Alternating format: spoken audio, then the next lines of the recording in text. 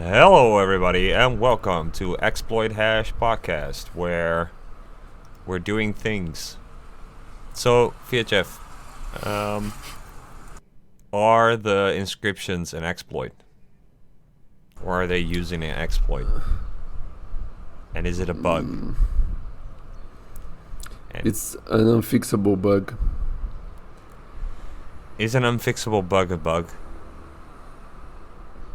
Yeah, that's the question. So it's like the same thing as like a problem, right? If a problem doesn't have a solution, is it a problem? Okay, so Yeah. what are we talking What's about? the answer? What's the answer? I don't know. I don't know what the answer is. So what are we talking about here, fiatjaf? I have no idea. Ah, fuck off, you do. I don't know. All right, so I don't. Oh, you mean Luke Jr.? yes. Yeah. Luke Jr. said that the inscription stuff is a bug and he will fix it. He has fixed it in his Bitcoin implementation called Knots, and that's it. And I think it's using that on his Ocean mining pool. So the Ocean mining pool is not going to accept inscriptions, I think. Yeah, probably. Probably, yeah. That means less revenue for Ocean But miners. somewhere he claimed there's more revenue. I'm not quite sure how that works. I'm sort of sure. I'm just not quite sure. So, Luke tweeted, public service announcement, inscriptions, in quotes, are exploiting a vulnerability in Bitcoin Core to spam the blockchain. Bitcoin Core has, since 2013, allowed users to set a limit to the size of extra data in the transactions they relay or mine, the so-called data carrier size. By obfuscating their data as program code, Inscriptions bypass this limit. This bug was recently fixed in Bitcoin Knots version 25.1. It took longer than usual due to my workflow being severely disrupted at the end of last year. Version 24 was skipped entirely. Bitcoin Core is still vulnerable in the upcoming version 26 release. I only hope it will finally get fixed before version 27 next year. Now, we're talking entirely. Are we doing another show about mining? No, we're not. We should have invited Ruben. Which okay, Ruben? go. Thompson? Ruben Thompson. Yeah. Why? Because he loves to talk about mining. Ah, right, yeah. But we're not talking about mining. We're talking about peer-to-peer policies. That's what we're talking about here, right? Yes. No. No? I don't know. I think we're talking about Luke Jr. and inscriptions. Yes. But okay, go on. No, but everything here is about peer-to-peer policy, right? So it's your node. It's just if you're relaying stuff or not, and then relaying or mining, right? If you're at the end actually hashing.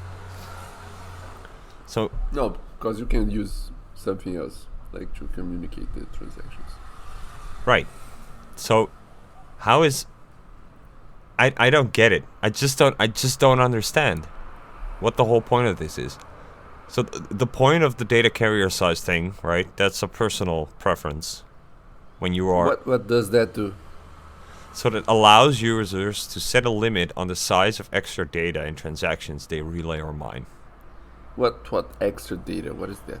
I don't know. Is there a place to put extra data? Yeah. So for instance, That don't go outside of the transaction. In the thingy, the opcode thingy, the no output thingy. What's the opcode? Any prevout. No. No. Just the where you put data. Op return. Yes, op return. Thank you. So it's about op return. Okay. No, it's not about op return because, for instance, the data's not in the op return. It's in the script, right?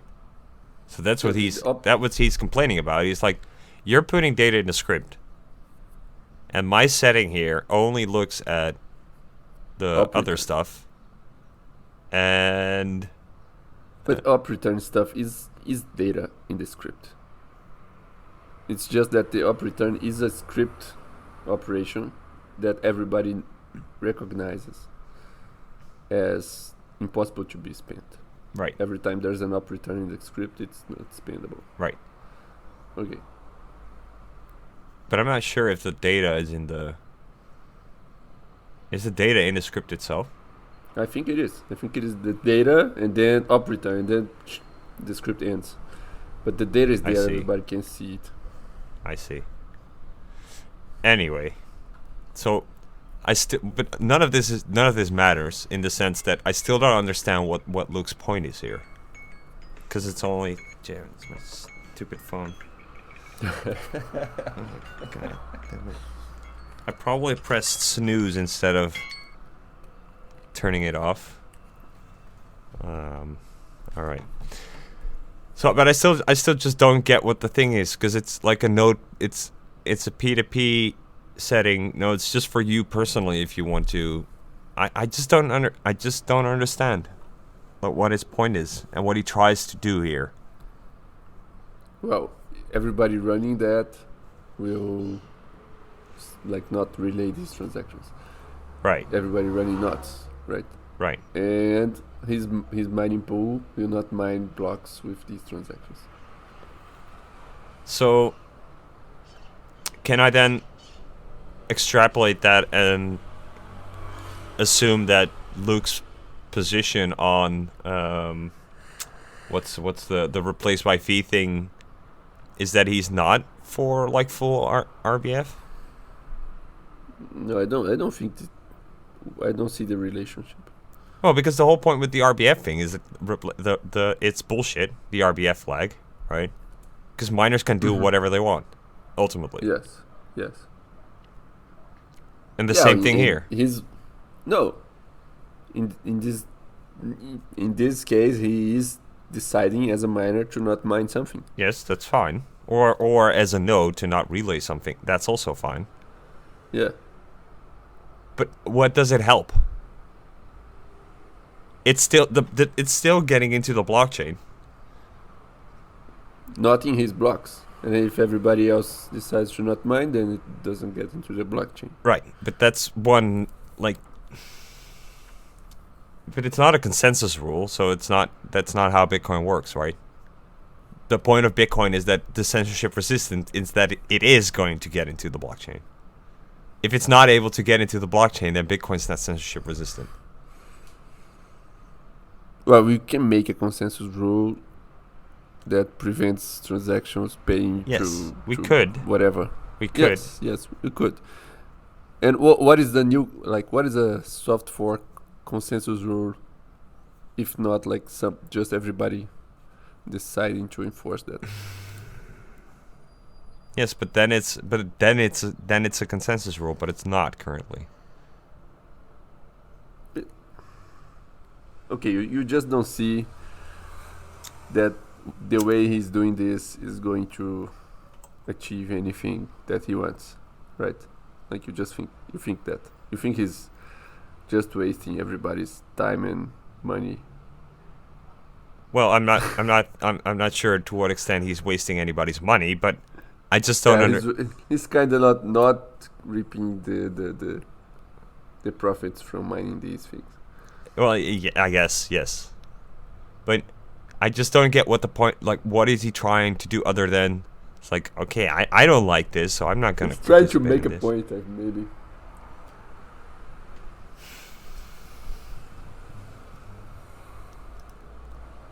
Also show that he cares, or I don't know, if he could prevent the transaction from the guy who stole his coins to be mined, maybe he would, right?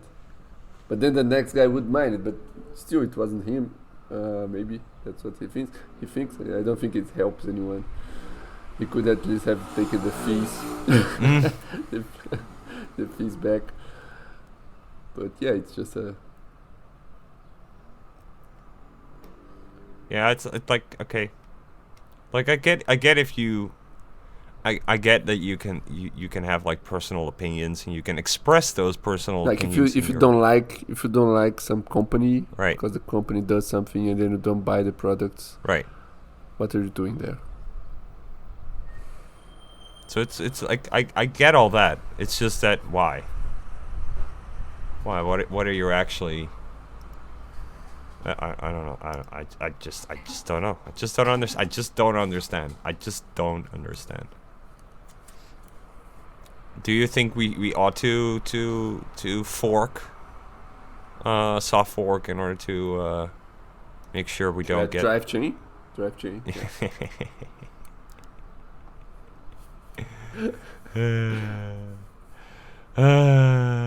Fucking drive chains.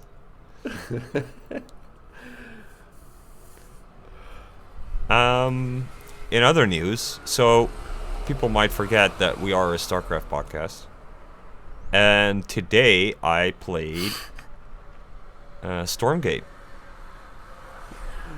Oh shit! Everybody's playing Stormgate now. Yeah, I got into the beta. I don't know. I had to sign and check a lot of boxes and sign with blood and all that type of stuff. So I don't know what I'm allowed to say. It's super weird. It's super okay, weird. so let's skip this section. Is it a good game? Can you say? Okay, so I think you can. my first impression in the first 5 seconds of the game, right, playing it, was like, It's what? just a copy Right. of StarCraft. Right, that's exactly what I was thinking. I was like, what's the fucking point of this shit? There's no point to it. It's like, it's absolutely fucking pointless. Why are you doing this? Why is anybody building this shit? Just play Brute War. That was what I was thinking. Like in the first 5 minutes. And that thought hasn't changed. Well, I thought you would say it changed. No, it hasn't changed. Yeah, that was my thinking before I even saw any game screens or anything. So But yeah. I have said that in this podcast before. Uh-huh. What about that other? There is another RTS that people are making Yes, but I haven't played that one. with tanks and robots. Alright, so I only That one, played It Terran. looks a little different, I only played Terran in this version. It's not done. and it's called Terra. No, it's called something else, but it is Terran. They're not SCVs, they're Bobs or something. BOB. But it works fairly similar. I don't know if it's like the Terran. Yeah, they have a siege tank. They have siege tanks. They have vultures. No Yeah. way. Yeah, seriously. So they have siege tanks. They have vultures. They have medics. They have marines, but the marines are not quite the marines because the first tier 1 unit is more like a zealot. Strangely enough. Yeah, but the same thing. It's very, very, very Terran-like. I haven't played the other one. But they have 3 races, right? Yeah, but you can only have 2, and they're not even done. You can only get Amazing. up to tier 2, and you can't get to tier 3. Okay, amazing. Well, I never played StarCraft 2, but I always find weird when the guys commenting on like the Arthoses and Tasteless, they comment about StarCraft 2 and they say, oh, there is the Zergling in StarCraft 2, but it's different. There is the Marine, but it's different. Why? So it's not the same, right? So why use the same name? They could like have made a completely separate thing, like Stormgate, gave other names, and we still would find some parallels. But when you have the thing with the same name, but it's not the same, it's even worse, I think. I'm not sure. I mean, the units in StarCraft 1 and the same units in StarCraft 1 and StarCraft 2 are fairly similar, right? There are some nuances. So I think the biggest difference maybe is the Zealot. Because it flies on StarCraft 2? Or No, because of the charge. Because in Brute War, Zealot legs just make your Zealots faster. Whereas in StarCraft 2, they have this charge ability. It's like on cooldown, where they it's a turbo thing. yeah, they dash to an enemy. But the problem is you can't micro it, so it just the AI decides where it's going to dash and if it's going to dash. Amazing. Yeah. Sounds horrible. Yes, it is actually. So people use it. Hmm?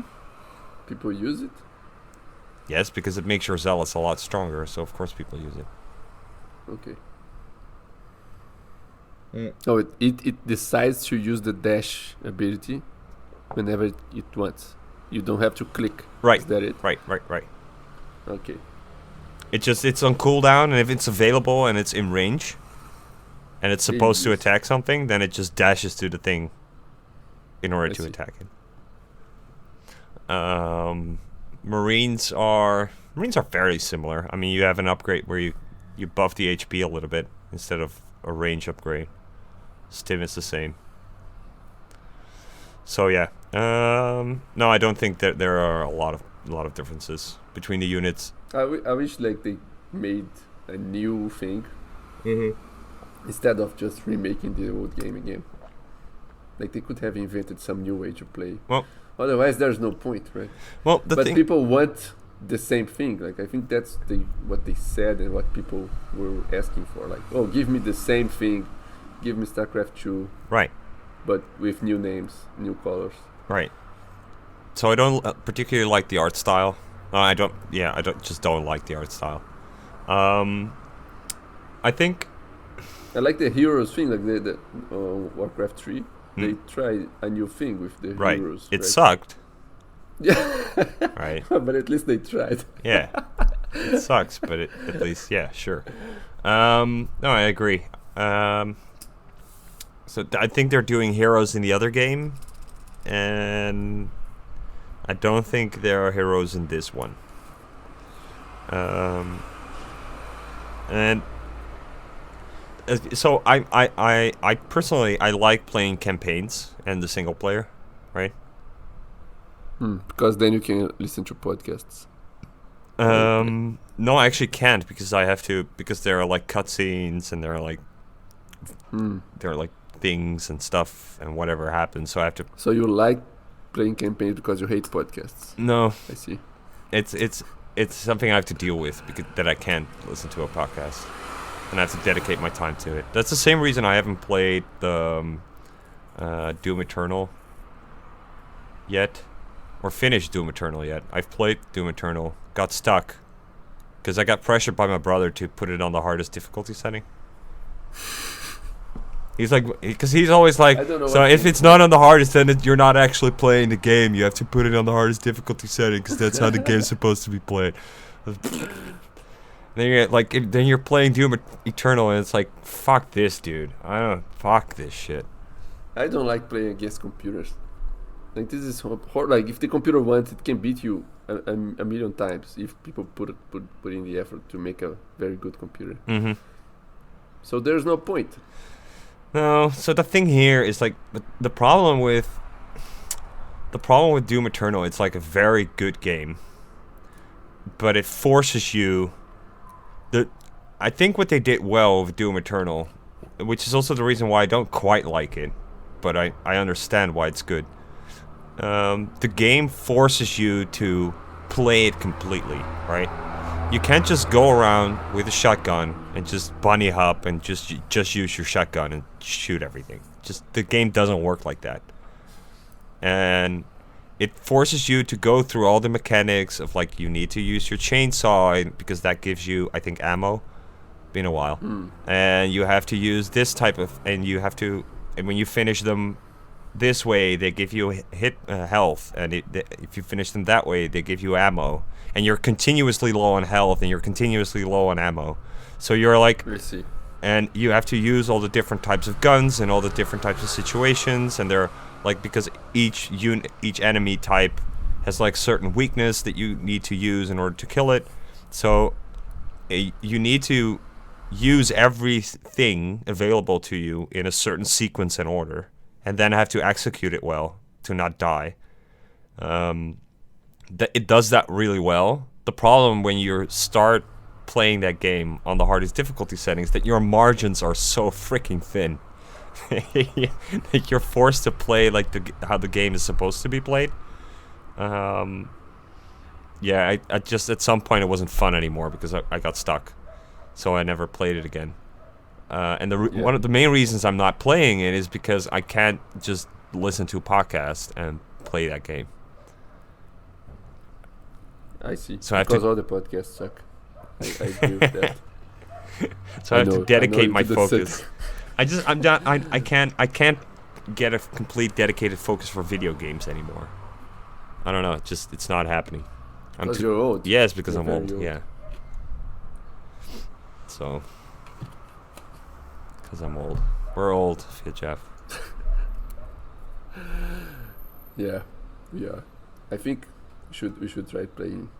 What's that ball games? I think every country has a ball game. You have to throw the ball, and then the ball has to stop at some place. And there's many variants of that. You know. I think one particular Dutch is korfbal. I don't think if they play korfbal anywhere else. A game for old people. No, it's not for. Well, yeah, well, it's a pretty lame sport. Korfball. Korfball is a ball sport with similarities to netball and basketball. History. Yeah, so it's It's Dutch. It actually is Dutch. Is it played anywhere else? Korfball is played in 69 countries, including the United States. Blah blah blah blah. Yep. So, but korfball is pretty Dutch. Do you know it? Is it played in Brazil? Let's see if Brazil's part of this list. No, what is this? How do I spell this? Oh, Send me. Korfball. Oh shit!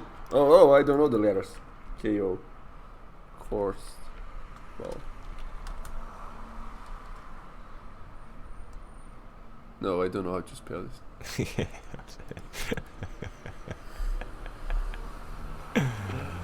You spell it like that.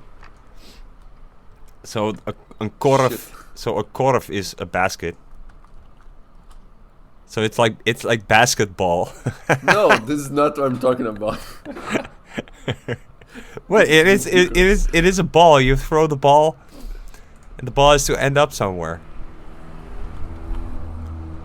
Take a look at this. Bocha. Bocha. Oh, right. Ah, I see. Yeah. Jeu de boule. And that type I don't know how to find the other variants. That's interesting.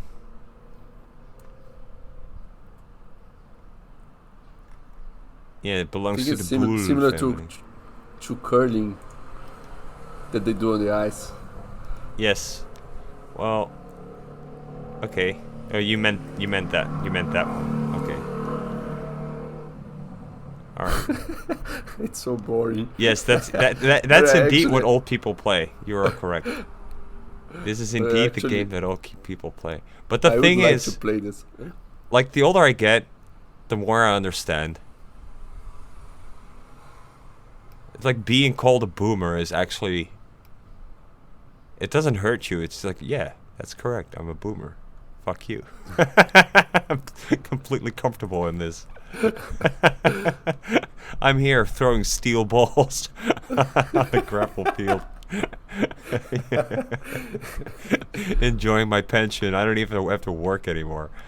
I have free time. This is what I do with it. Go to hell. Yeah. Okay, interesting. What about the ball sports? What ball sports? You were you're the one that brought up the ball sports. What do you mean? I'm just saying we should play this instead of video games. Yes, okay. Yeah, I agree. You see this other one, the petanque. Yeah, that's the same thing, right? Oh, it's a variant. Right. That probably has some very slightly different rules or something. There are probably civil wars in the ball sports between the petanque and the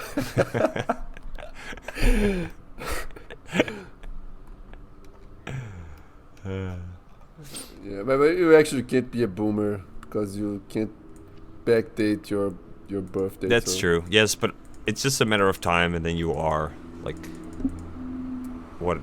Then millennials will be the boomers, etc. It's just American people. They try to give weird names like, oh, people who were born in this period, they're like have this label. So weird.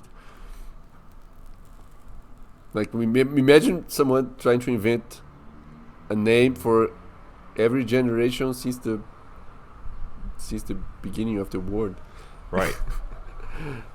Yeah. It's interesting. In the sense that it does speak to something where there is an assumed novelty, because it only makes sense in order to define a generation if there is something particular to a generation. And the only reason if there is something particular to the generation, if there is difference among generations, right? So it implies a novelty or a change in the broader world for this to apply. Yeah. Which for the most part, I think it's technological differences. No, I think it's very small differences. Like No. So it's not. Between 20 years, the differences are so small. No, the differences are huge. They're getting bigger. That's the point. So, I watched a clip of some dude. I don't remember the context where they were talking about a Minecraft conference thing. I think it was Minecraft. Anyway, a lot of young children, kids, right, coming there, and they had a booth where they set up the game like Minecraft, and one was with the keyboard and mouse, and one was with the controller. And none of the kids knew how to operate a keyboard and mouse, so they took that one away from the second day and just did the controller. And it was like 50% of the kids walked up to the screen and started to swipe the screen. And it wasn't a touch screen. That's the first thing that was their first intuition. They checked away the controller, walked up to the screen, and started to touch the screen. Well, so I imagine these kids also don't know how to play Minecraft. Because you can't play Minecraft by touching the screen, right? Right, no. So what are they doing in the Minecraft event? I don't know. I don't know. I'm just saying. So there are complaints of like professors in university and teachers and stuff that kids don't understand file structures anymore. Well, but if they have to understand, they will understand. If they don't have to understand, they won't. Right. Right. But the point is that for the most part, they don't. Okay, so there is using something, right? As like the lazy, buck-eating, pot-living consumer or drone, right? You're using your iPad, or actually. But is anyone actually using iPads anymore? I think that thing died, right? People just use phones. I don't know, right? I don't live in this world, right? It's amazing to me, but the point is, so these how do I reach these keys? No, but it's like they don't understand how fucking file structures work anymore. So they cannot download a file and put it in a particular folder and then find that particular folder and open a program and then go to the settings where it has to point towards a particular folder or file. They just don't fucking understand or comprehend this shit. Like that's not even expecting them how to understand how to fucking program. Wait.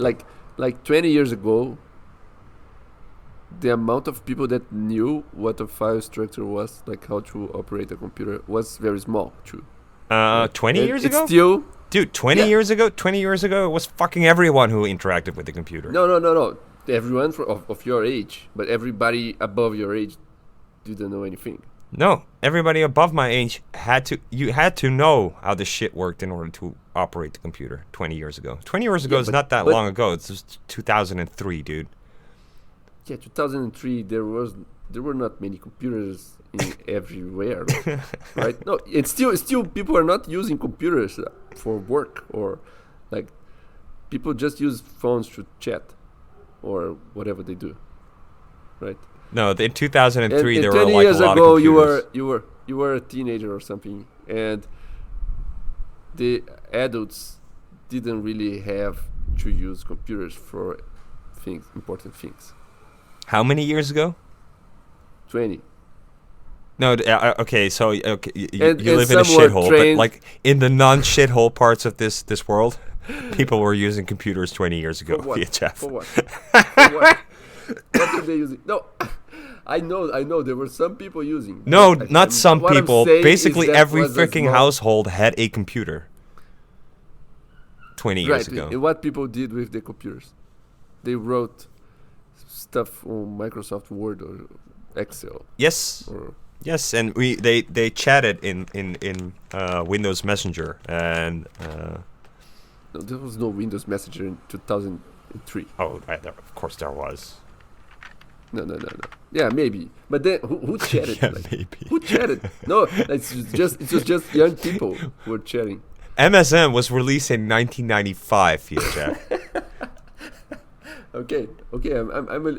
What I'm trying to say is just that there was always a big chunk of the population that didn't know how to operate computers, and maybe some of as a bigger part of the population knew how to do some specific things, but they didn't know actually how to operate a computer, and that's why, for example, I was called by all my family Yes, okay, true. members to fix their computer That's for true. them, even though I was a teenager or something. Right.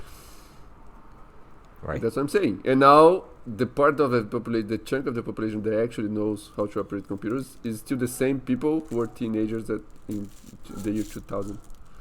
Yes, but we're not getting any new ones. That's the point. Yes, but at some point they'll have to exist, right?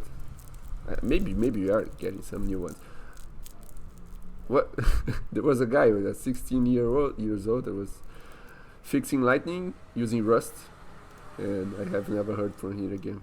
Maybe he's just using TikTok now. Yes, but the point here is that, but in our generation, it was like everyone, and now we got up to a point where we lost the everyone, and now it's only this particular group of wizards, right?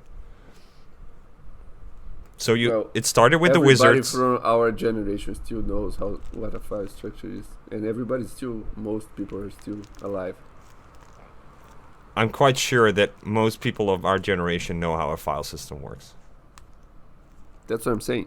Yes, but the thing is, the point is that most people of the newer generations don't know how a file system work, which I can't imagine. Right? I can't imagine this being a thing, but apparently, it's a thing. And what's the problem?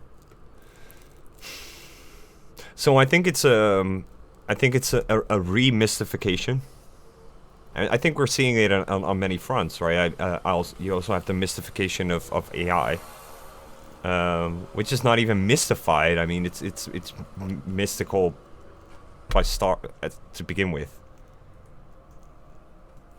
and it's like it's probably not going to be demystified. Maybe it's okay to just have a small part of the population that knows how these things work internally. Look, the file system is also an abstraction, and at that time we didn't know exactly what was happening actually I still don't know. I have no idea how Windows XP worked or something.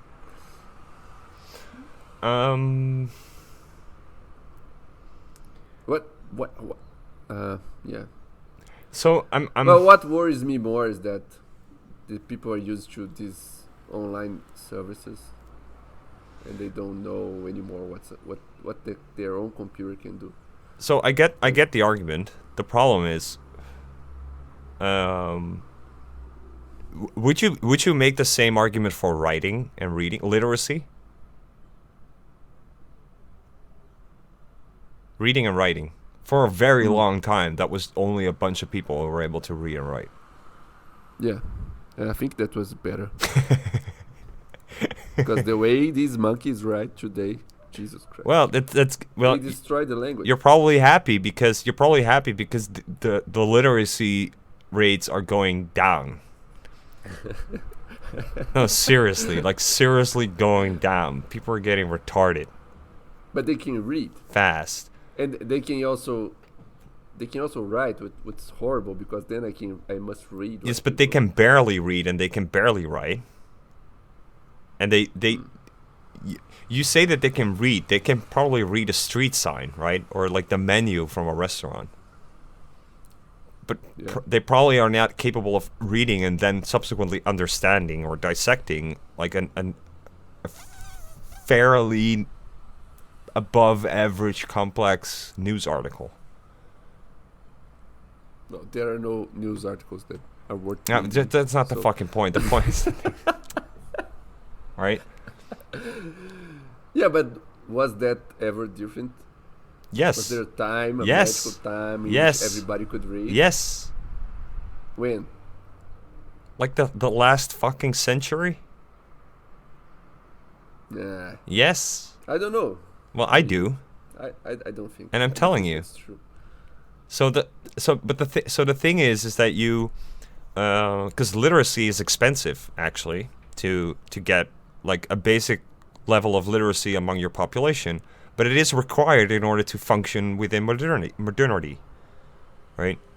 Imagine that most people are not able to do basic reading and writing, and that just society collapses. So it's fairly expensive. What's even more expensive is but everybody's math. incentivized to learn.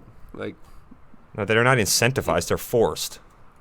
no, they are incentivized. Like they have, if they could choose as kids to learn to read or not, they would choose to read if they could make that judgment, because they know that if they don't know how to read, they're in a bad situation. So they would choose to learn. But they're kids. No, they're like how. Yeah, but because they can't make this decision. Right. The parents do it for them. Right.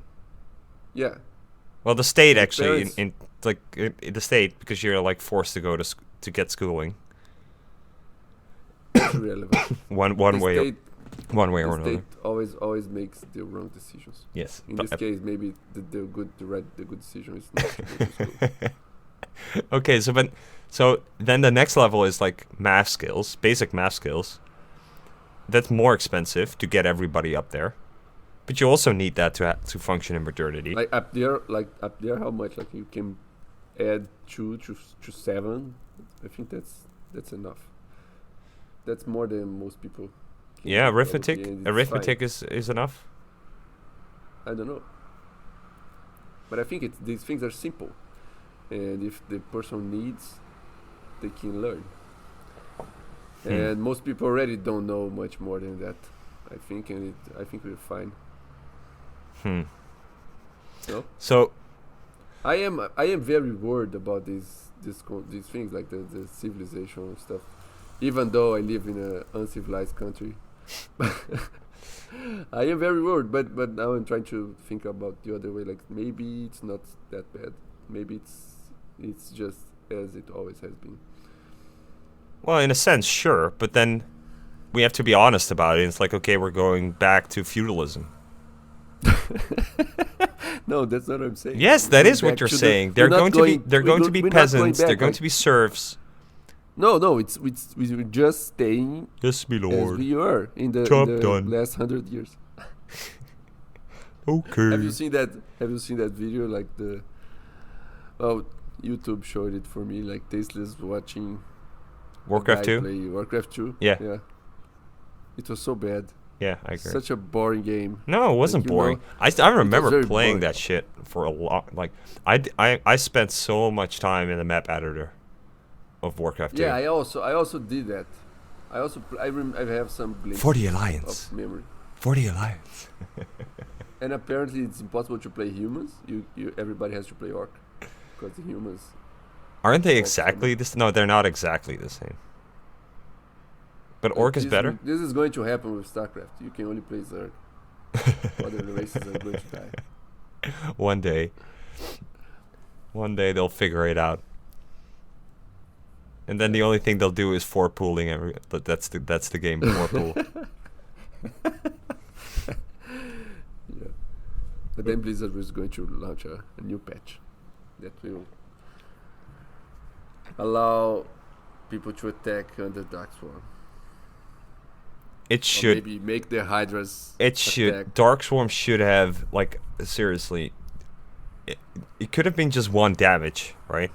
It could have reduced all damage to 1.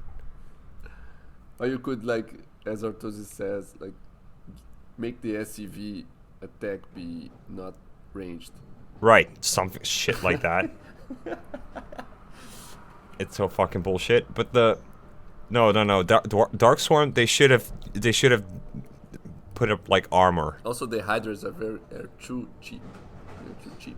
And the Lynx, that thing that makes the Zerglings attack too fast, that thing's so overpowered. Makes no sense. They could reduce that a little bit. It actually does make sense. I really like that upgrade. The adrenal glands thingy. Yes. So because it turns the tier 1 starter unit into an endgame unit. Yeah. Except all the other races don't have anything like that. I know, right? But Zerg. Yeah, the idea of the upgrade is good, but it makes Zerg overpowered. Yes, but Zerg has a very limited unit set anyway. Yeah, the mutas, the big elephants, the guy who casts Dark Swarm, the leagues, the Hydras, the lurkers. There's so few units. They also have 2 special air units that can be used in some circumstances, while the Protoss only has Zealots and Dragoons. And the Terra only has Marines and tanks. Okay, so no, but I'm fine with we're being explicit. Okay, we're going back to feudal ages. You're a bunch of serfs, right? You're not allowed to vote. Shut the fuck up. Okay, so what we're actually saying is, like, so the New World Order Illuminati pedophiles, they're right. No, I'm not saying anything like that. Oh, they're right. They're right. We should just join them. It's like, okay. We can't join them. Mr. Elites, we understand. The population is retarded. We submit to this fact. We'll join you in your underground bunkers, etc. Right? Is that where we're going? I didn't say anything like that. What I'm saying is that, well, there are other more pressing concerns. I mean, we are going to be the new elite. No, we're not. Yeah, we are. Not going to. No, we're not. We're not going to be, because we're not pedophiles. We're not in the same band. But maybe we turn into pedophiles. They don't care if you know how to read or what a file structure is. Right. They'll kill you anyway. Like they'll put it on. Right, but maybe we'll turn into that, right? Into pedophiles. Yeah. So the more the price goes up of Bitcoin,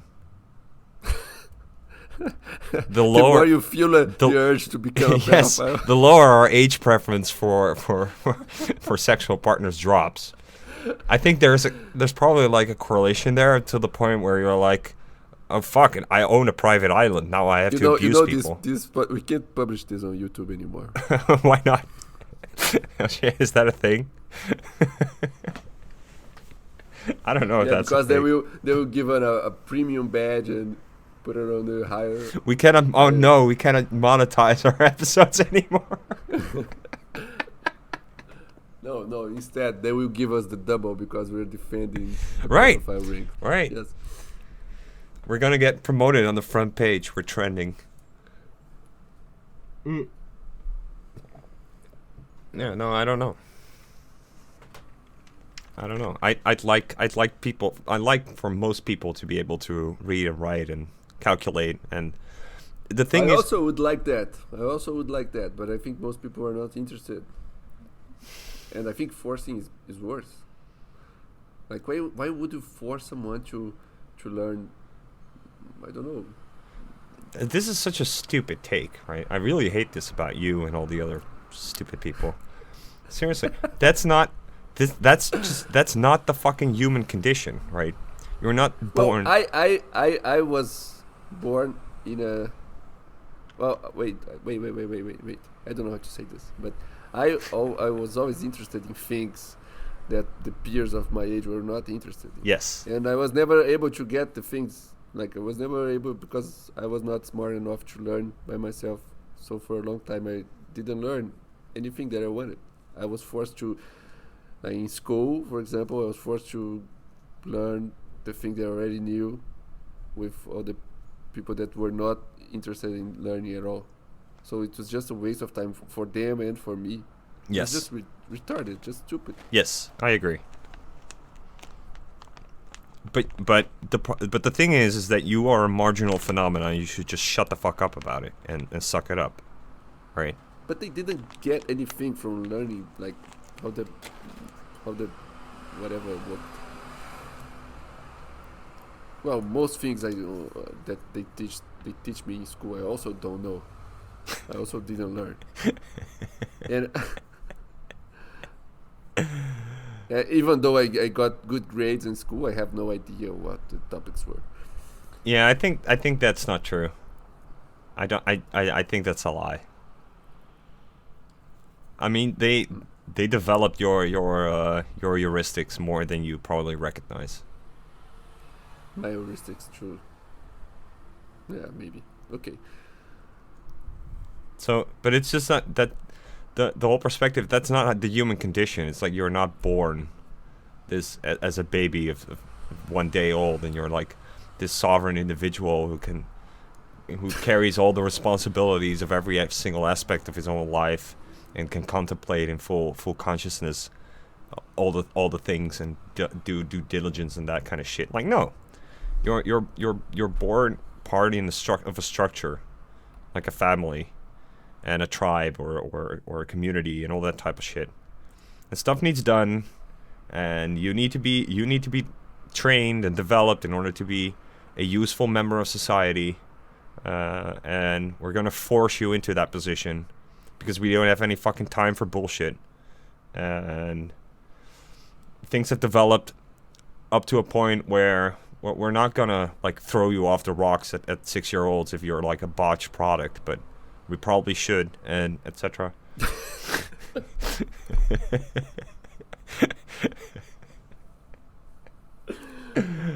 Yeah. You can always produce more.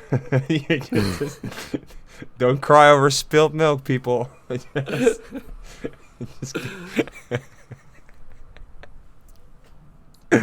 is terrible. Anyway. Yeah, I don't know. So the thing is, the point is that we need to go forward, right? You'd hope you'd be able to build on the fact that everybody is able to read and do some basic math in order I to. don't know. That's very naive. To get them to have statistical insight, because you need statistical insight the same way you like literacy and in order to like do basic arithmetic, in order to at least comprehend what the fuck's going on with this stupid AI. But now it's getting worse. We're going backwards. I think every time you learn something, you also forget something, probably. No, I don't think like people.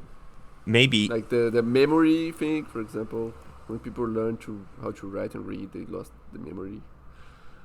They are not able. No one is able to remember things because they can just write things, and that's even a technique for becoming more productive. You, instead of thinking about the ideas or whatever you have to do, you just write it stuff down and you forget about things that you wrote.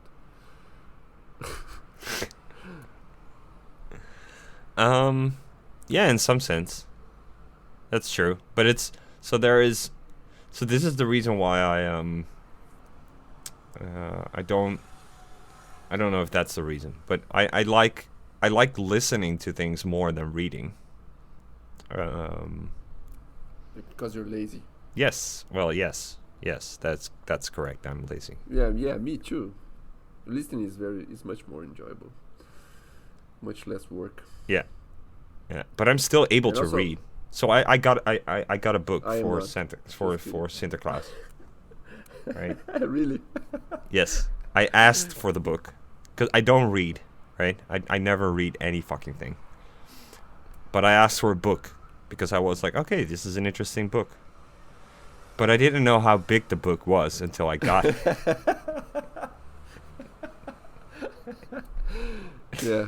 And it's like, When was the last time you wrote like a page of handwriting? oh, handwriting. Yeah. Like a page? That's probably a long time ago. Probably a love letter. Yeah. Yeah. I'm very sad about this.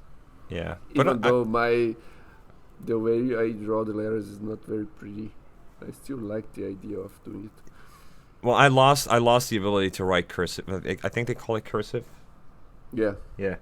So I lost that ability, but That's so weird. I think everybody stopped doing it. Why? Or is that just my impression? Do they still force people to write cursive in schools?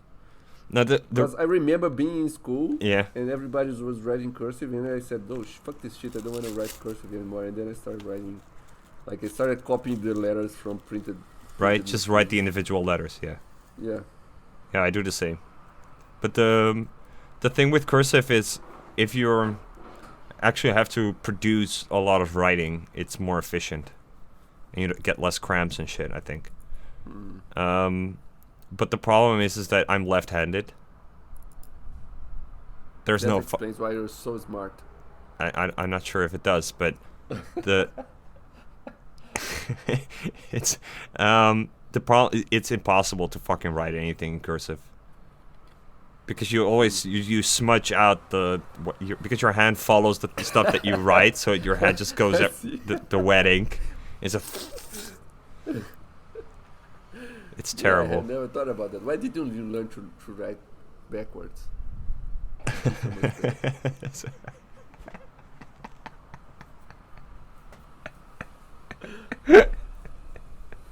I also tried a lot to learn how to write with my left hand in school because I was so bored. They used to force people to switch hands. Over here, at least. Just from the left to right, right? Never from the right to the left. If you were left-handed, they would just force you to write with your right hand until you got it. Which if you write with like the ink and shit, then yeah, that's probably better because writing with your left hand without a ball pen or something, that's terrible. In any event. Yeah, but what about the guitar? Do left-hand people play the guitar? You have left-handed guitars, yes, but I play right-handed guitar. I do everything right-handed except for writing. Isn't it better if you play the left hand, or since you learn to play with the right hand, it's better for you now? Yeah, it's weird. I don't know why the particular hand coordination thing for writing is left-handed for me, and then everything else is right-handed. It's strange. I don't know how that works. Yeah, you are an anomaly. You should have been discarded. Yes, I should have been thrown out the rocks at 6 years old. And in some sense, that's like. What about the feet? My feet? Yeah, do you're left-footed or whatever? What's this expression? So in dancing, I'm very dominant at one side. But I can't tell you what side that is. What about playing football? I don't play football. You have never kicked the ball? No, I never kicked it. So I'm right-footed there as well. Yeah. Weird. Everything is just on the right except writing. Very, very fascinating content here. Okay, let's do Bitcoin news now. No, but I was just gonna say, it's like, okay, fine, if you're like we're all just gonna be pedophile aristocrats because the broader humanity is lost. But I think in terms of civilization, I don't think you're able to maintain very much And I think with the introduction of AI, we were supposed to go to the next step of getting like a broad statistical consciousness among people, and I think we're failing. So yeah, I don't know. We're heading towards impended doom. Bitcoin news. Yeah. There are no news, so let's keep talking about the doom. There's no news? There's really no news anymore. I don't know. Let's look at our topics list, maybe. Bitcoin up tech. Oh, we had the Covenant Covenant soft fork proposal. Whatever happened to that? Is that still a thing? That was 1 million years ago. Yes. From James something. Did anything happen to that? No, just some people did some bike chat, like, oh, it's too early. We have to wait at least 10 years before a new soft fork because that number came from the sky, and something like that. And there's also some comments from Anton Riard or something. He said, oh, like because James cited, like he listed like 10 different use cases for CTV and APO, and then the guy said, oh, but now you have to give us working demos, like very well used on Signet for all these use cases, otherwise we can't activate the soft fork. Basically that's what he said, and then I complained about it, and he answered saying that my complaint made no sense. And then he wrote a big wall of text.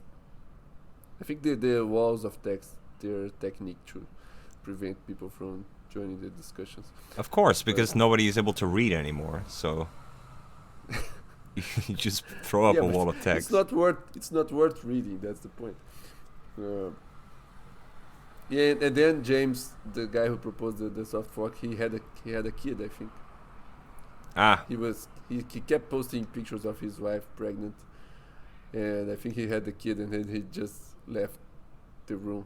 Okay, so in order to save Bitcoin, we have to throw that kid off the rocks and then free up his space and time. It's like you can't be a father just yet. First you have to fix Bitcoin. Maybe we can cryogenically freeze the kid and then defrost the kid afterwards when Bitcoin's done. But I think, like, yeah, maybe he could still be doing something with the kid, right? But he said in a podcast that he was going to have a kid, and like he said it in a way that I think he was thinking that his proposal would create drama and people would start debating about how to do it, like the activation methods and whatnot. Yeah, people took notice and ignored it. He would be like there with his kid, like he wouldn't be very stressed about Bitcoin anymore, but he would have done his part.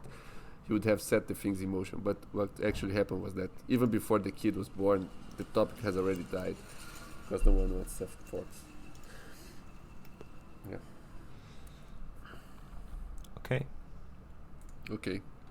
So we're not going to get any more soft forks in Bitcoin. That's what you're saying. Yeah, that's what I'm saying.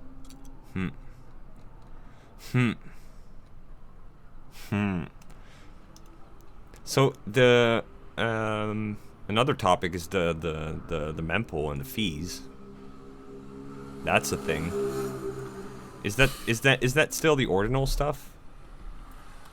Or the inscription thingies doing that? I think it is the BRC20. Where's the show you're going to do about BRC20? So many things happening on that front. Like there was a bot that was spamming the spammers somehow. You see that? No, I didn't. Because the BRC20 is like they use the inscriptions to publish a JSON object. Yes, I know that, and then you build your logic on top of whatever the JSON thingy is doing, right? Yeah. Yeah. But the UTXOs don't mean anything, because they use the address. Like it was made by completely retarded people that have no idea how Bitcoin works, but they made it, and somehow it got used. So you create a thing by just publishing this, and it doesn't matter where you publish it, and then you spend by publishing it from the address, even though Bitcoin addresses do not exist. You publish from the address, and then you can spend anything from that address. So if you received 100 UTXOs, and then you use one to spend everything, and all the other ones, they're worthless. They just stay forever polluting the UTXO state. And like you can create, you only need one. You can only have one event of these creating a token, and then you define the name of the token. So there was a guy who made a bot that would look at the mempool for a new token creation. And that would front run it. He would outspend, it would outspend and create the thing with one unit. Like every time someone tried to create a new, he would just create. That's good. He's doing God's work. Yeah, that was very good. Yes. He doesn't have any kids, probably. He's still able to save Bitcoin. Yeah, but this is like old news too. I don't know what happened. Oh, it's good. Then no, who cares? It's good news. So I see. So on a different topic. Today we're very excited to launch dumbpipe.dev, a simple but useful tool that shows off the power of iroh connections. I don't know what iroh connections are. Do you know what iroh connections are? Or IROH? IROH.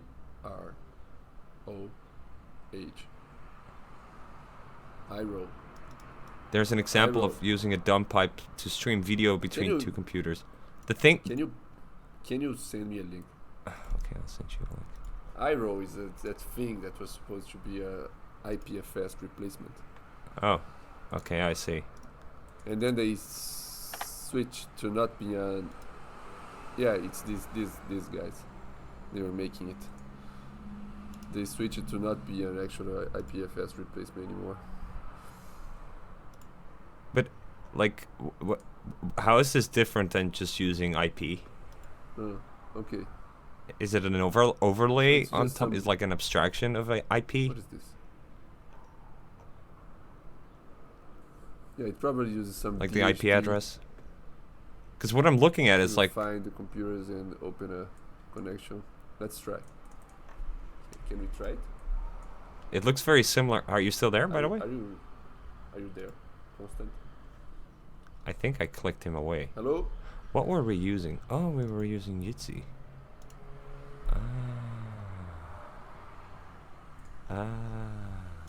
Hello, Constant. I think I I'm not fucked going it to up. Stop recording, even though you left the room. I think I fucked it up. Yes. And we're back. Are we? Awesome. What This happened? time I didn't stop recording. I don't know. You left. Yeah, apparently I did leave. Okay, we're back. Good job not stopping recording. It might get very interesting if I have to overlay the two audios here, because we're probably talking at the same time. We're just gonna see. Yeah. All right. Yeah. Yeah. So, can you explain So what's going on? Let's try it. No, I think they're using some DHT to connect the computers, which is like getting a straight connection between two computers on the internet is incredibly hard, and there's all these peer-to-peer protocols, whatever, that have tried to do it, and every time it works on my machine, but never works. Like it works on demos, but then in the real world it never works. And I think they try again. Okay. And I think we should try it. Like we should try to connect between each other here, live for our audience. Okay. So you want to use the dumbpipe.dev thing? Yeah. I'm not on a. Does this work on my Yes. machine? Do you have Cure? No, it probably doesn't work on Windows. No. Okay. So I will try myself. Don't pipe this thing. So it already doesn't work. Like I'm just following the instructions and I've installed the thing, but it doesn't work. Okay, no, I think it works now. Oh shit, I almost closed the thing that is recording the podcast. Ooh. No, you should not close Audacity. You should leave that open. Okay, now I'm connecting to myself. I'm listening, and now I'm going to connect to myself. I got a key, and I will specify the key. And wow, it works! If I'm talking from my machine to my own machine. So, but how does it work? Is it like a? How will I know? Like, does that the NAT punching? Right.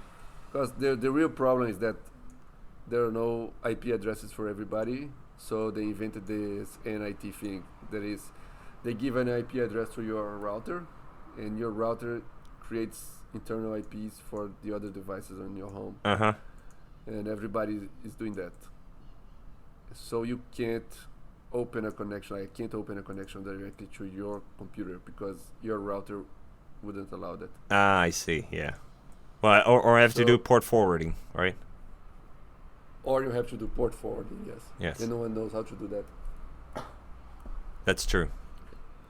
That's true. That's So probably what they do is that's like probably another type of arcane knowledge. you have to own a rope and be in a chanting choir like in order to activate port forwarding.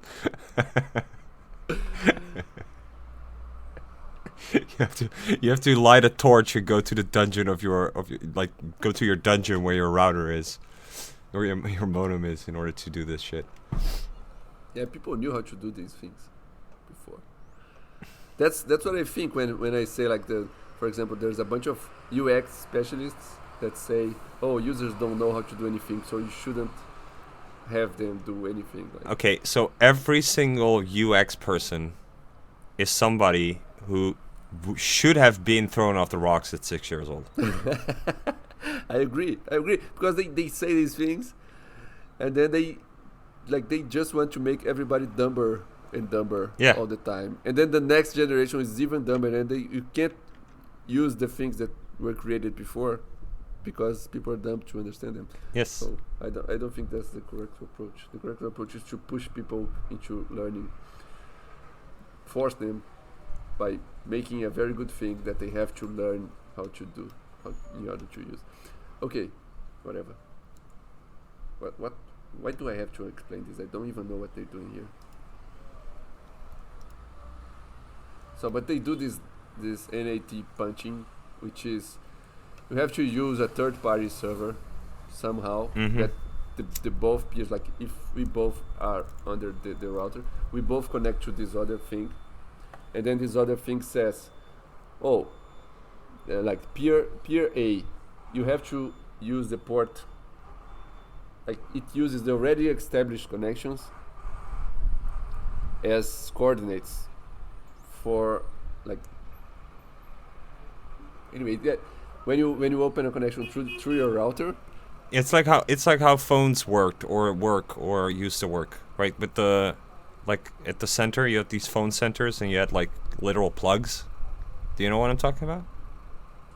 Yeah, but then it goes through the center. In this case, like we only use the central server to establish to coordinate. Yeah, okay, so it's not physically going through their wire. It's just that they have like a table. Yeah, kind of that. And then you do a request. Since you already opened a connection from your computer to the internet, your router knows that you're using that port, and like everything that comes through that port will go through your computer. So you have to tell that to the other peer, so the peer will use the same port, so it will find your computer. I see. But they have tried to do this, like they have a bunch of techniques, but it works sometimes, other times it doesn't work, and then they use some different technique. It's a mess. But in this case, they're doing like without any servers probably, which means they are actually using someone else's computer to act as a server for the coordination. And they also are not using any IP addresses, so they're probably using a DHT, which means they are actually using IP addresses, but the IP addresses are stored. Like you get a public key, and then you use the public key to publish your IP address somehow, and it gets stored in someone else's computer. Right. There is someone else running these dumb pipe servers. Anyway, it's just a way to obfuscate and make it open, like everybody can be a server in this network. But I think ultimately this doesn't scale, because if you get too many computers, it's impossible to find the data you need, like the metadata you need, in order to connect. It's the same problem over and over and over again. Yeah. I hate this issue, man. I seriously, it's the bane of my fucking existence. It's like, what do you hate? It's exactly. It goes back to the whole thing of of domain names, right? It's the exact same shit. I'm so fucking tired with it. I hate how. Well, the domain names thing, they point to an IP address, right? Ultimately. But you're So saying that's there are what not enough works. IP addresses. How's that a thing? Is that a V4 issue? No, that's the NIT thing, right? Net. Yes. I don't know how to say that. Oh yes. Okay. Yeah, that was created because there were not enough IP addresses.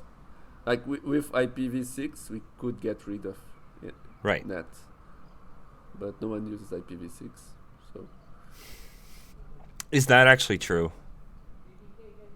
I don't know. I think it is. Aren't we actually at the stage where everybody's running IP4 and V6 in parallel? I think not. Like, for example, Europe is very bad at IPv6 support, but Brazil is very good. Really? Yeah. Maybe I was making some tests and asking people because I wanted to run Lightning nodes on IPv6 some years ago. Mm-hmm. And That's interesting. Okay. it worked for me because IPv6 worked very well here. But still, the routers don't understand IPv6, so the routers still have to do some translation. I can't. Like I seriously, I can't believe that. How old must that router be in order to not understand IPv6? I don't know. Maybe it has to be configured. Okay, maybe It that's doesn't come in. okay. Yeah, but they're probably coming already configured right now. Like, it's like your router gets an IPv6 that is able to create 1 billion new IPv6 under its own. So it has to create these. Like I don't over understand a how this works, right? So first we had like the namespace for IPv4 is obviously too small. And we got something similar. So you can sort of understand how this works, right? You're like, oh, that's like a lot of different IP numbers that IP address that you can make, so it's probably okay. And then you're like, it wasn't, right? We needed way more. But you can understand how that works, right? Because you're just doing this internet thing, right? You're just starting. But then you are like, it's 2008. You're Satoshi Nakamoto. And you fuck up the date field. Like how? How the fuck do you fuck that shit up? Well, it was 2020, and I came up with the Nostr idea. And what did I do wrong? I did so many things wrong. Like, I think the worst thing I did was not buying the nostr.com and nostr.org domain names. Why did I make that mistake? So dumb. But there are other mistakes. Like what? What's a mistake? Oh, using JSON instead of binary encoding. fiatjaf. No, I don't think that was a mistake actually. Yeah, everybody brings that up, even myself. But maybe the signature algorithm thing was bad because there are other options. They are much faster. But I wanted to use the Bitcoin thing, so I also don't understand why did they kept using the SecP 200 556K1 curve. Like if they could have used, like when they did the Schnorr thing, they could have just switched it to a new curve that is much easier, much better. But they kept using this, and they have to invent their own algorithm. Like Peter Walla something. Vuile, yeah. Val. Vuile. He had to make the thing from scratch, and then they had to remake it, and then the other guys, I think they is there had an to invent the music thing, and then the music thing was broken, and they had to make a new music thing, and then music works, but it's super cumbersome. No one is going ever to use it. When they could have used the other curve that all other projects are using, which is supposedly much faster. All other leftist things and shitcoins, they're all using that other thing. Seriously, I'm maybe I'm stupid, but I don't see how the curve would be such a big deal. I mean, it's just, how would that? Well, I've read something about like 10 times faster. You know that AD 25519 curve? No. Or algorithm? No. It's what everybody uses except Bitcoin. Okay. Okay, let me check benchmarks.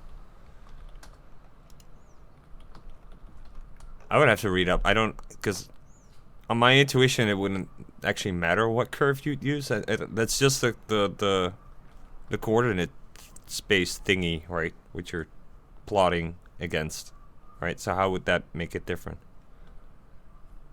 Well, then I don't know how to answer. Try this. This thing is saying that it's 20 to 30 times faster.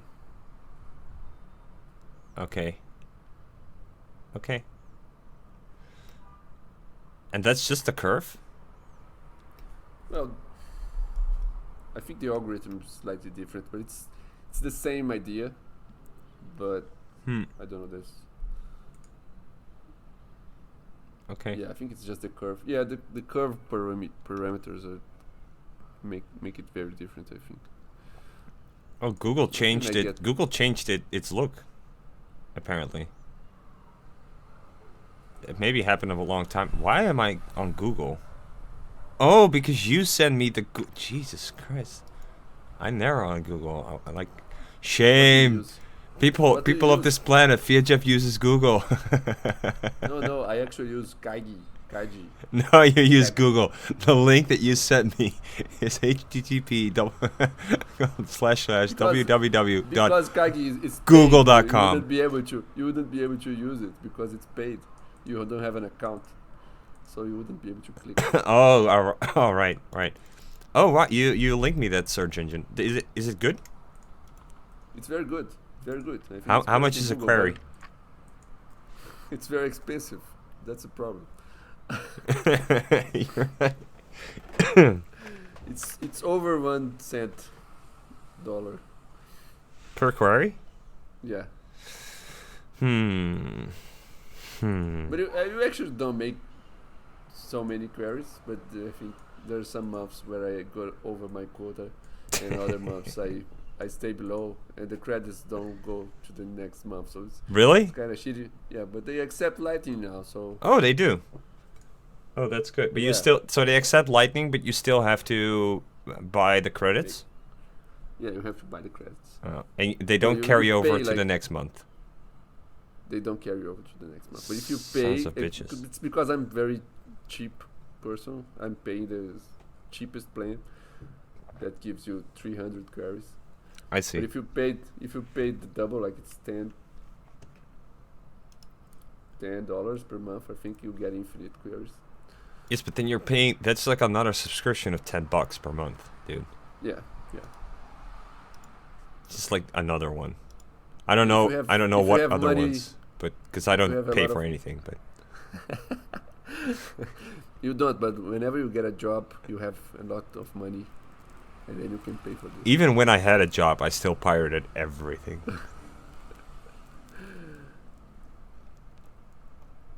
I don't know. It's a matter of principle at this point. Yeah,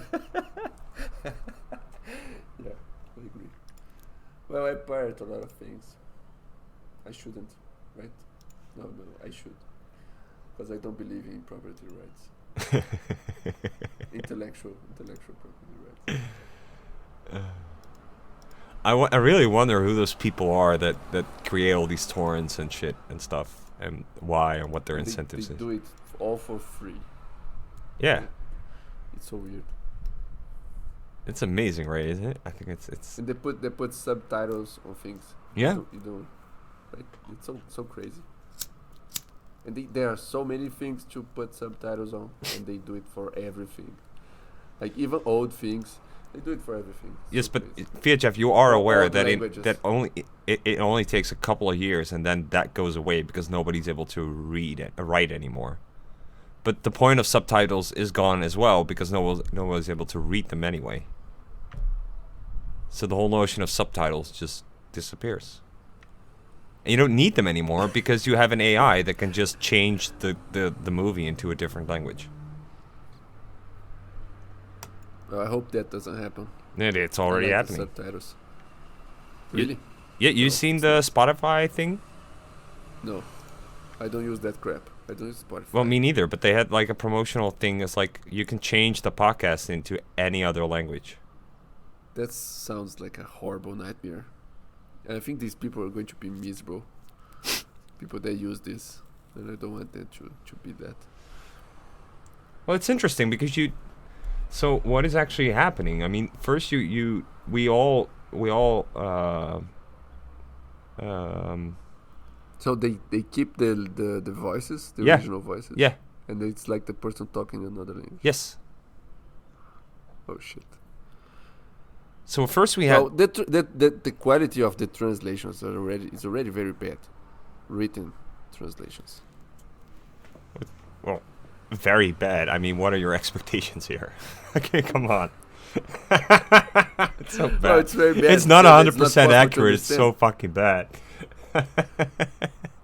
Well, I think it's very bad. I think it hurts the understanding. It was better in many cases. It was better to not listen, not read the translations. But first we all had to go to a single point of English, right? So it's like a lingua franca. We all learn English, and now we're getting up to a point where the same thing with the touchscreen, right? Is that when you grow up with the touchscreen, you assume everything is a touchscreen, and then you're gonna grow up in a world where everything is in your language, and you're just assume that the whole world speaks your language. And in practice, they do, right? Well, but everybody, it's already happened. It has always happened. Like everybody was growing in a world in which everybody spoke the same language. Like it was a small world, like your family and then your town. Right. But that's not but the point is that it's not local, it's global. Right? The whole locality point of it is gone. But the problem is like how sustainable is this? Because how are you able to sustain the translation capability over time? Because languages are changing. You have to keep updating. Well,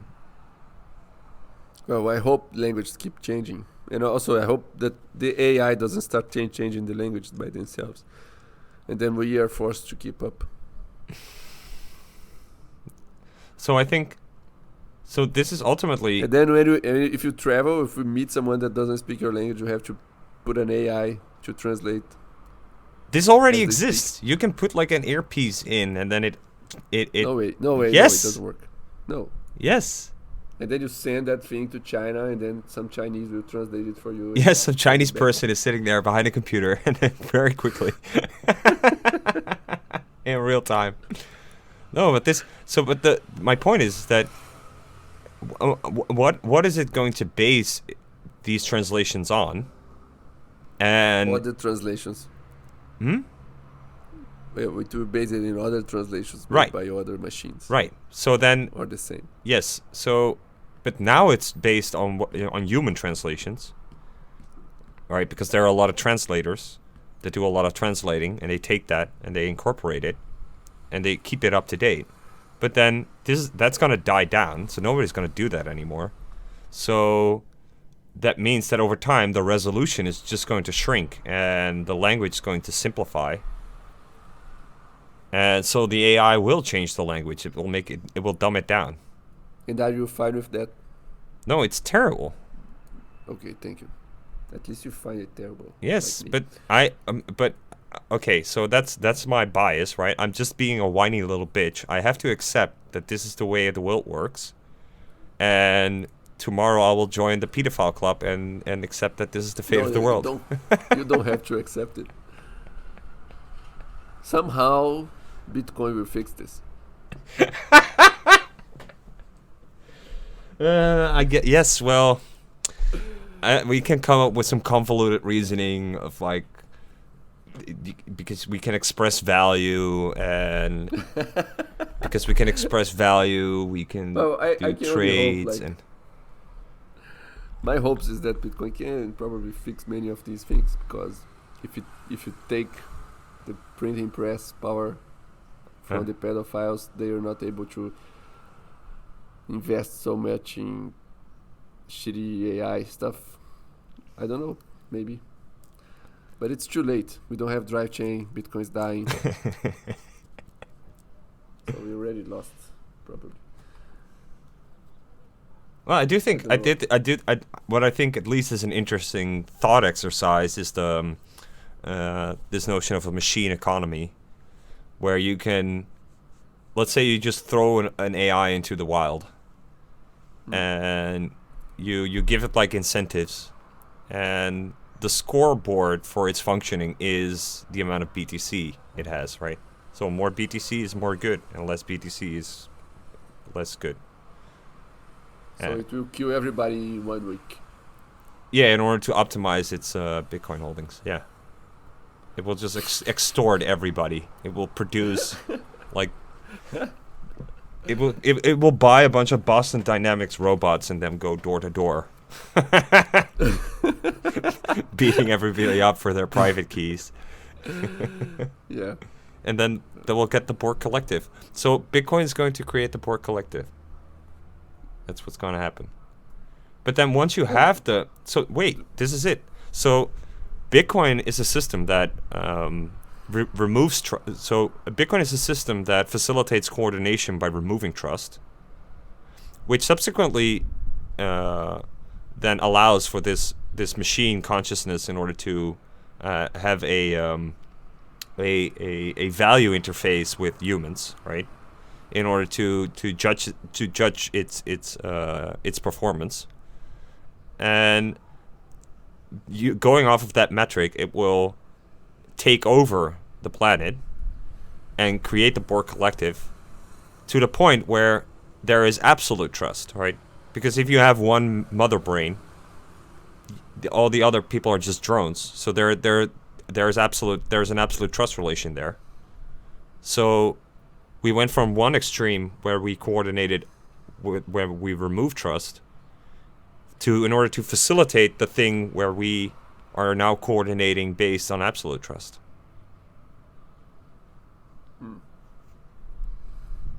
And what do the pedophiles do? That's a good question. Are the pedophiles? Well, they'll be hiding in their underground bunkers, right? Probably. Because first they think that they they are the owners of the or they are the owners of the mother brain. Probably. I hope they are not. But I also think that this will not happen. Have you seen that There's this interesting thing that Go, AlphaGo, remember that? Yeah. AlphaGo. That Go program AI Yeah. that started beating everybody, Yeah. and then it just got better and better, and it had already beaten everybody, and then it still was getting infinitely better, such that no one understood their moves anymore. And then, like 5 years later, I don't know how many years later, like this thing is completely unbeatable, and someone found a way to beat it. Really? Yeah, A human player? a human player. Yeah, like I saw the guy playing it like on YouTube, and he said, "Oh, I'm going to teach you how to beat it," because it was. I'm not surprised no, actually. If the non-secret, like, yeah. because if the point is that due to the complexity of the game, well, the game's fairly simple, but like the options are so broad. There's like a lot of complexity there. If it because okay, what I want to say is like chess is too limited in the amount of moves that there are, so you can calculate the entire thing. Whereas AlphaGo is like you're not able to calculate the entire thing. But when you get up to like a certain level of thinking steps ahead, the AI is able to do it based on a statistical heuristic of patterns. Mm-hmm. But that also means that it's probably not going to get a lot. Like it might improve, but it's just going to improve in its own little quarter or section of complexity, and it probably never considers anything outside of that. So I'm not surprised that a human is able to just look at it very long and hard and figure out like, oh wait, I can just walk around.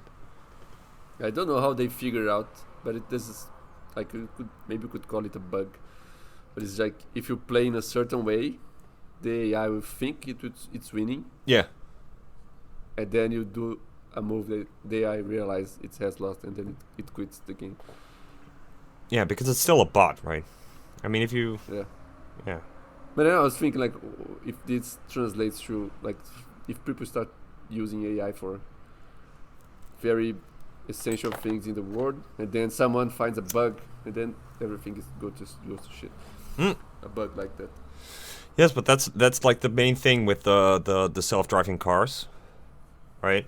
I mean, it's so it would be so trivial to, it's so trivial to game or exploit AI systems like that, like that.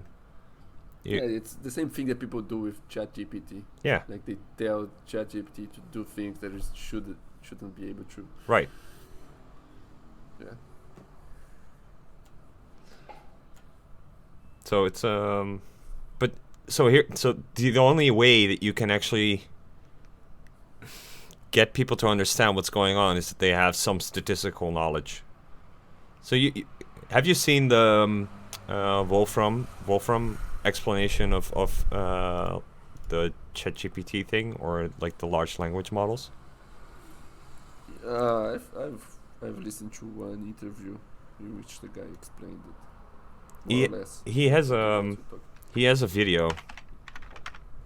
It's really good. It's like it's pretty comprehensive. He goes through like it goes through the entire thing of the AI, like how it developed, etc. And got to where we are and why it works and how it works. It's really freaking good. Everybody should just watch that. And so the link will be in our show notes.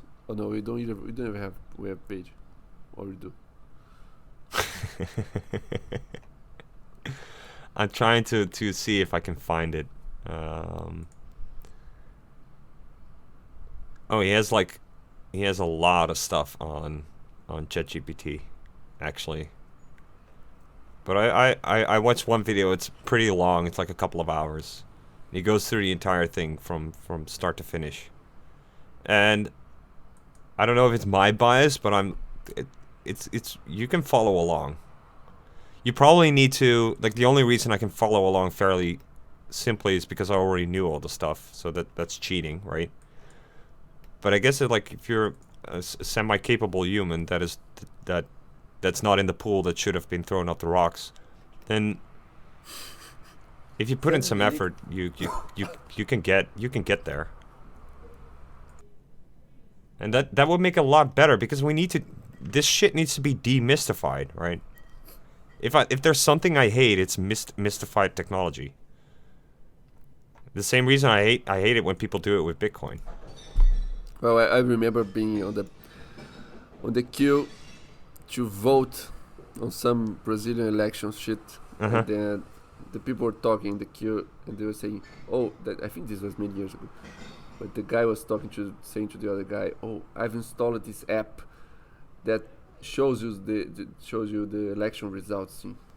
And then and then I was thinking, what crazy app is this? Like, where is it fetching the information from? Like, it's just a web page or something. And then the guy was talking as if it was some marvelous piece of technology, like his own phone was able to know the results.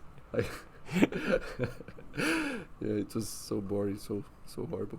Yeah. No, the apps were already mystified. Everything is mystified. That's true. Okay, so we need to. So what are we gonna do? What are we gonna do about this? I mean, about this podcast. Well, it's been 1 hour and 40 minutes, and we didn't have any topic still. That's not true. We talked about the Luke stuff for a short bit, and we talked about Stormgate, and that's true. I forgot about that. Yeah, we talked about lots of things. Yeah, and AI and AI. So, and the fact that the only solution is that we order like a bunch of helicopters, and we start throwing all the UX people out of helicopters. That's what we need to start doing. Yeah. And then hopefully none of us have to become pedophiles. That's basically what's. We don't want to. We really don't want to become the pedophiles, so we better make sure everybody's able to write and read. Well, but that's true. Yeah, I hadn't realized that was the solution, because the entire problem is caused by the UX people. Yeah. Yeah, I hadn't realized that this was the actual truth. If you allow these people to keep living, they will destroy civilization. Yep. Like they will just dump everybody down more and more. Okay. Guess we and everybody listening knows what to do. We have to all get our pilot license, our helicopter pilot licenses in order to. You know, I remember like when people were doing the lighting thing, like 5 years ago, there were some people that were enthusiastic about lightning, and then the UX people came and they said, no, this is never going to work. Lightning is never going to catch on because QR codes, no one knows what these QR codes are. The normies, they will see the QR code and they will be frightened. And fast forward to now, like people are using QR codes everywhere in Brazil where they can't even read. Like they are. The government has launched its own CBDC magic thing. Did they? It uses QR codes. Did they launch their CBDC in Brazil? It's not officially a CBDC, but it's like the Pix thing. If you search for it, you find it. Like it's a China thing, but everybody has these apps that do the Pix, and they go directly to the central bank. And everybody uses these things to send money to each other. So it's a digital currency. No, it's just your bank account, but it uses a new payment system. So it's a payment rails that goes via the central bank. Yeah, and then the central bank can read all your transactions in real time without having to ask the banks or anything right. like that. That's great. That's great. Yeah, and it's very, very popular. And it uses QR codes. That sounds like a very nice user experience, Future.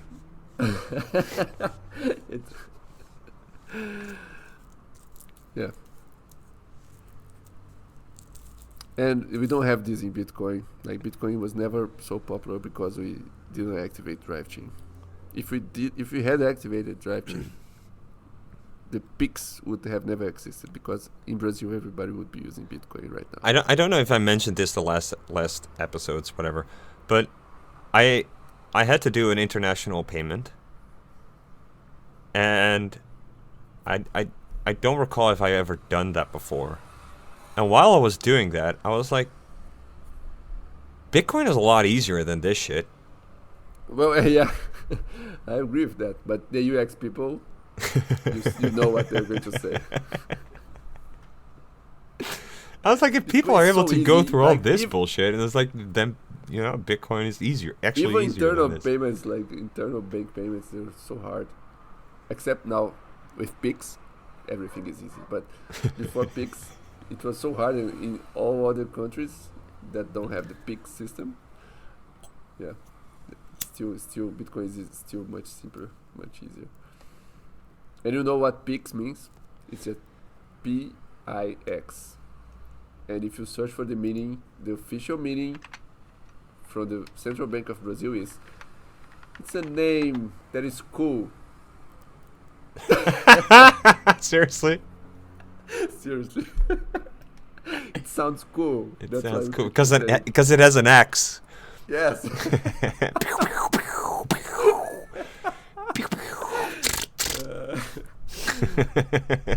And now they're working on an actual CBDC that has smart contracts. Cool. Like the cryptocurrency operated by the central bank. And it's like Ethereum, but you have to KYC, and the central bank sees everything you're doing and can prevent anything it wants.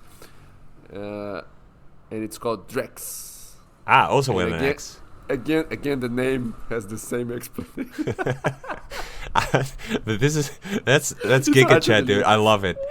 I love it. I'm totally for this. They should make commercials with like explosion. It's like new pics.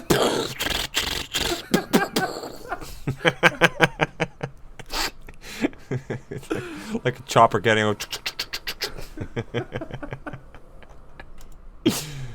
Get your pics today. Maybe they do. I think they may be doing this kind of thing, but I'm not following. Yeah, powered by Banco Central. Okay. All right. Anything else? No,